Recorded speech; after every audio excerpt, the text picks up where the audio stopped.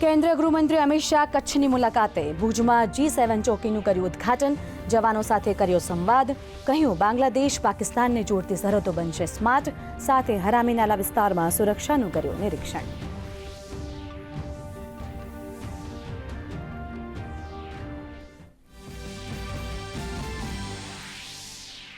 પ્રધાનમંત્રી નરેન્દ્ર મોદીના સુશાસનના 12 વર્ષ પૂર્ણ થવા પર રાજ્યમાં થશે ઉજવણી.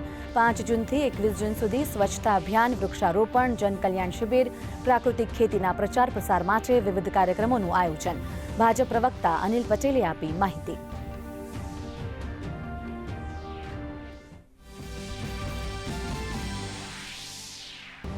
ગીર અને તેના રેવન્યુ વિસ્તારમાં સિંહોના રક્ષણ માટે વન વિભાગ એક્શન મોડમાં. વનમંત્રીએ કહ્યું સ્થિતિ સંપૂર્ણ નિયંત્રણ હેઠળ.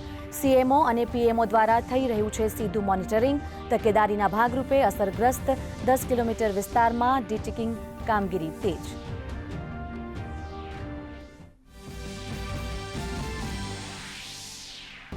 પશુપાલકો માટે સારા સમાચાર. સાબર ડેરીએ દૂધ ખરીદીના ભાવમાં કર્યો વધારો. દૂધ ખરીદીમાં 15 રૂપિયા વધતા 865 રૂપિયા કિલો ફેટ પ્રમાણે કરાશે ખરીદી. નવો ભાવ વધારો 1 જૂનથી બનશે અમલી.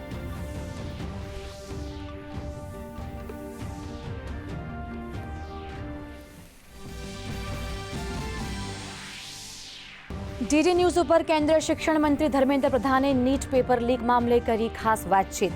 કહ્યું વિદ્યાર્થીઓના મુદ્દે ના કરવી જોઈએ રાજનીતિ. આર્મીને લઈને ના ફેલાવ ભ્રમ. વિદ્યાર્થીઓમાં અસમંજસ પેદા ન કરવા શિક્ષણ મંત્રીએ કરી અપીલ.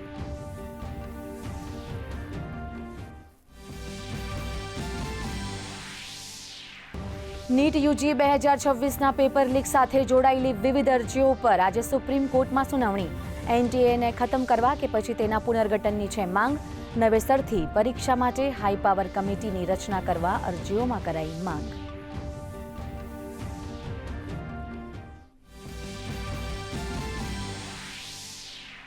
હવામાન વિભાગે જાહેર કર્યું ચોમાસાના વરસાદનું પૂર્વાનુમાન.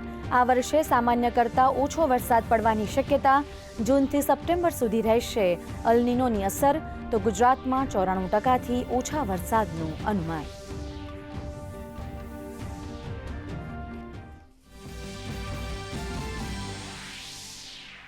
રાજ્યમાં ગરમીથી મળશે રાહત. આવતીકાલથી 4 જૂન સુધી રાજ્યના વિવિધ ભાગોમાં પવન સાથે વરસાદની આગાહી. 31 મેના રોજ અરવલ્લી, મહીસાગર અને દાહોદ જિલ્લામાં ભારે વરસાદ. તો 1 જૂને અમદાવાદમાં ગાજવીજ સાથે સામાન્યથી મધ્યમ વરસાદની આગાહી.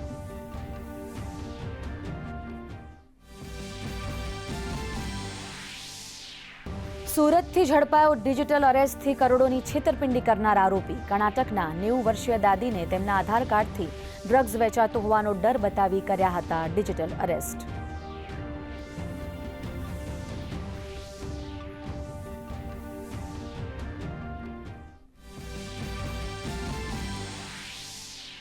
અને સપ્તાહના અંતિમ દિવસે ભારતીય શેર બજારમાં ઘટાડો. BSEનો સેન્સેક્સ 298 પોઈન્ટ ઘટી 75,500 નજીક.